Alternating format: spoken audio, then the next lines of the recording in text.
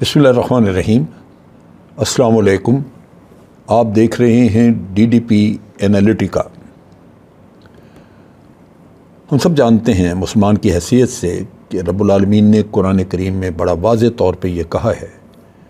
کہ یہودی مسلمان کا کبھی دوست نہیں ہو سکتا۔ نبی اکرم صلی اللہ علیہ وسلم کو قرآن کریم کے ذریعے تنبیہ کی گئی کہ ان کو دوست نہ بنائیں کیونکہ یہ دوست ہو نہیں سکتے۔ اگر یہ دوستی جتائیں بھی تو اندر سے یہ آپ کے دشمنی رہیں گے۔ اور آپ نے دیکھا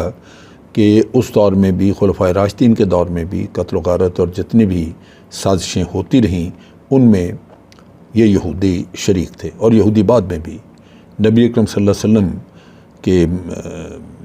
جسد مبارک کو وہاں سے نکالنے کی کوشش انہوں نے کی۔ یہ سب کچھ جانتے ہوئے بھی مسلمان ملک اس قدر پریشان حال پھر رہے ہیں کہ کسی نہ کسی طرح یہودی ریاست کو اپنا دوست بنایا جائے، ان سے تعلق واسطہ رکھا جائے اور ان کو اپنا رازدان بنا لیا جائے۔ پہلے ہی ہمارے ہاں مسئلہ موجود ہے کہ بھارت کے بہت ہی قریبی تعلقات ہیں اسرائیل کے ساتھ، اور بھارت اس سے نہ صرف تعلقات رکھتا ہے بلکہ اس سے انٹیلیجنس شیئرنگ ہے، اس سے ہتھیار خریدتا ہے، ٹریننگ میں تعاون ہے، اور یہاں تک کہ کشمیر میں بھارت کے ساتھ مل کے آپریٹ کرتے رہے ہیں اسرائیلی کمانڈوز کو بھارت نے کشمیر میں لا کے رکھا، کیونکہ ان کے مدد سے انہوں نے مجاہدین وغیرہ کو وہاں پہ مارنا شروع کیا۔ اب آپ دیکھیے کہ وقتاً فوقتاً ہمارے ملک میں یہ بات آتی ہے کہ کوئی کہتا ہے اسرائیل کو تسلیم کر لیا جائے، کوئی مانتا نہیں۔ ایک وقت تھا کہ عمران خان کی حکومت تھی اور عمران خان کے اوپر بہت پریشر تھا مختلف طرف سے، خاص طور پہ اسلامی ممالک کی طرف سے، کہ آپ اسرائیل کو تسلیم کریں، لیکن عمران خان نے یہ کام نہیں کیا اور وہ ہمیشہ ہی اسرائیل کی مخالفت کرتے رہے اور انہوں نے تسلیم نہیں کیا۔ انہوں نے کہا کیا تبدیلی آئی ہے جو آج ہم اپنا موقف بدل لیں؟ اگر ہمارا اصولی موقف تھا کہ اسرائیل نے فلسطینیوں کی زمین غصب کی ہے، جس طرح کہ کشمیر میں بھارت نے کشمیریوں کی زمین غصب کی ہے اور ان کو ان کا حق نہیں مل رہا، جس طرح کہ بھارت کشمیریوں کو حق نہیں دے رہا، تو ہم کیسے تسلیم کر لیں؟ تو پاکستان نے اس دور میں تسلیم نہیں کیا۔ اب جب حکومت بدل گئی تو آج ایک ڈیلیگیشن وہاں پہ وزٹ کر رہا ہے اسرائیل کا، جس میں پاکستانی شریک ہیں۔ ان میں سے احمد قریشی ایک گورنمنٹ سے منسلک جرنلسٹ ہیں، وہ بھی وہاں پہ اس میں موجود ہیں۔ پاکستانی پاسپورٹ پہ سفر کیا ہے، پاکستانی پاسپورٹ پہ اسرائیل نے ان کو آنے کی اجازت دے دی۔ کیا وجہ ہے، کیوں گئے ہیں، کیا ایکسپلور کر رہے ہیں، کیا پاکستان کو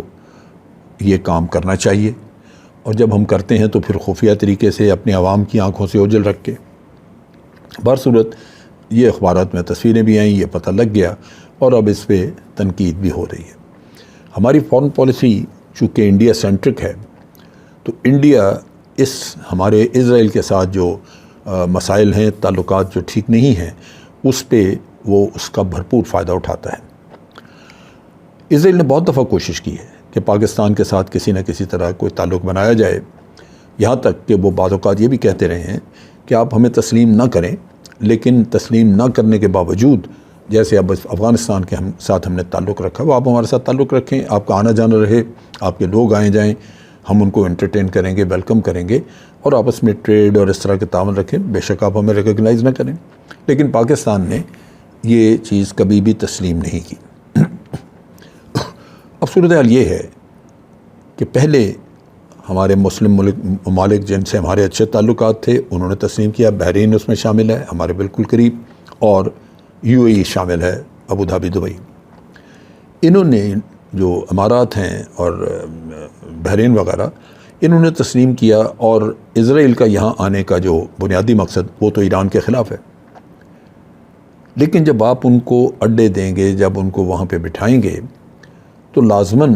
وہ اپنے لیے بھی کام کریں گے اور کسی اور کے لیے بھی کریں گے۔ جو پریشان کن صورتحال ہے وہ یہ ہے کہ یہاں پہ باوجود اس کے جانتے ہوئے ہماری جو یونائٹڈ عرب ایمریٹ ہے یعنی امارات، وہ یہ جانتے ہیں کہ پاکستان اور بھارت کے تعلقات اچھے نہیں، انہوں نے بھارت کے ساتھ بہت قریبی تعلقات بنائے اور بھارت میں وہ انویسٹمنٹ بڑی کر رہے ہیں۔ بھارت اسرائیل کا دوست ہے،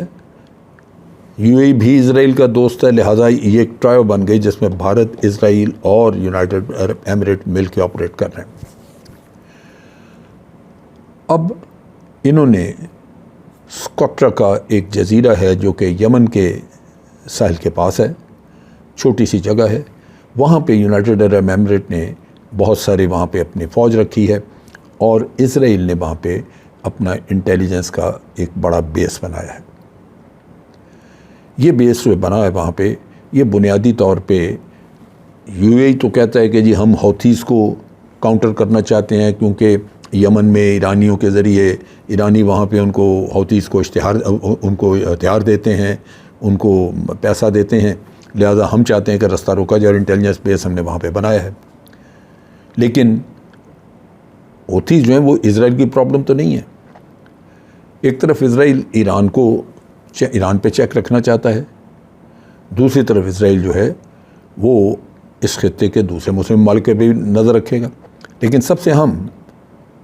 پاکستان ہے جس کے اوپر وہ نظر رکھے گا۔ وہ انٹیلیجنس شیئرنگ امریکہ سے بھی کرے گا اور بھی پاکستان دشمن سے، اور خصوصی طور پہ بھارت سے۔ بھارت گو کہ اس انٹیلیجنس بیس کا حصہ نہیں ہے، لیکن بھارت اور اسرائیل کے تعلقات دیکھتے ہوئے یہ چیز بالکل کسی شک و شبہ سے بالاتر ہے کہ بھارت اس انٹیلیجنس بیس کو مکمل طور پہ استعمال کرے گا، جس طرح کہ ایران میں وہ چابہار کے بیس کو استعمال کرتا رہا۔ آپ نے دیکھا کہ چابہار سے کلبھوشن آپریٹ کیا کرتا تھا، اور پھر بڑی مشکل سے 1.5-2 سال کی کوشش کے بعد ہم نے کلبھوشن کو اس ٹریپ میں ہم لے کے آئے کہ وہ بلوچستان میں آیا اور ہم نے اس کو اریسٹ کیا۔ لیکن اسرائیل کے ساتھ جو ان کے تعلقات ہیں وہ اس سے کہیں زیادہ ہے جو باہر آپ کو نظر آتے ہیں۔ بلوچستان میں چونکہ ایران کی سرحد بھی ادھر ملتی ہے، پہلے بھی اسرائیل یہاں پہ انٹیلیجنس کا کام کرتا رہا، سو بلوچستان کے انتشار میں جو کہ سی پیک کے خلاف کاروائیاں ہوتی ہیں اس میں اسرائیل کا ہاتھ شامل ہے۔ پھر یہاں تک آپ دیکھیے کہ بامبے میں جو واقعہ ہوا، جس کے اوپر اب جرمن آتھرز نے ریسرچ کی، جس کا میاں نواز شریف نے کہا کہ کیا ہمیں بامبے میں یہ لوگ بھیجنے چاہیے تھے جنہوں نے 162 مار دیے،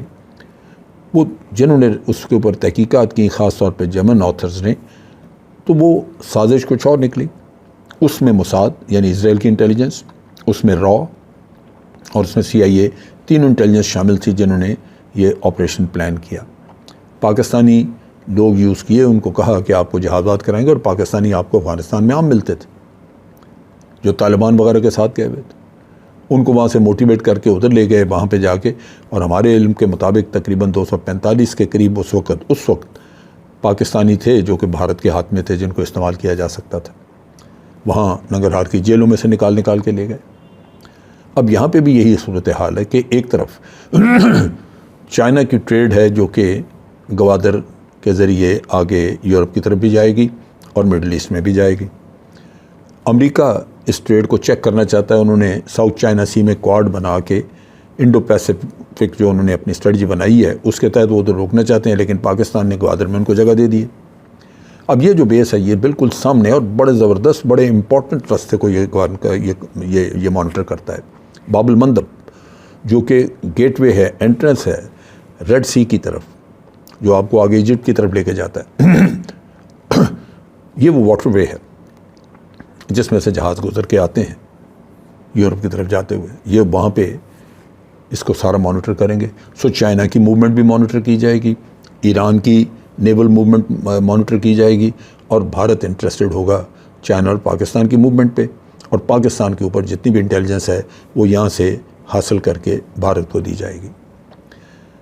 یہ ساری کہانی اور یہ سارا کچھ بیان کرنے کا مطلب یہ ہے کہ UAE امارات ہمارے دوست ہیں، ہم نے ان کے ساتھ ہمیشہ تعلق اچھا رکھا، انہوں نے ہمیں مشکل وقت میں پیسہ بھی دیا جو کہ قرض ہے، ہم نے ان کو ادا کرنا ہے۔ لیکن اصل چیز یہ ہے کہ وہاں پہ اپنا بہت سارے پاکستانی ہیں جو کہ روزگار کے لیے وہاں گئے ہوئے ہیں، اور وہ وہاں پہ لیبر ہے یا ہمارے وہاں پہ پڑھے لکھے لوگ ہیں جو آفیسرز ہیں، مختلف وکالت کرتے ہیں، مختلف محکموں میں لوگ ہیں، ان کا روزگار ہے اور ان کی وجہ سے ہمیں فارن ایکسچینج بھی ملتا ہے۔ یہ وہ مسئلہ ہے جس کی وجہ سے اپنی اکانومی یا اکنامک انٹرسٹ کی وجہ سے ہم کبھی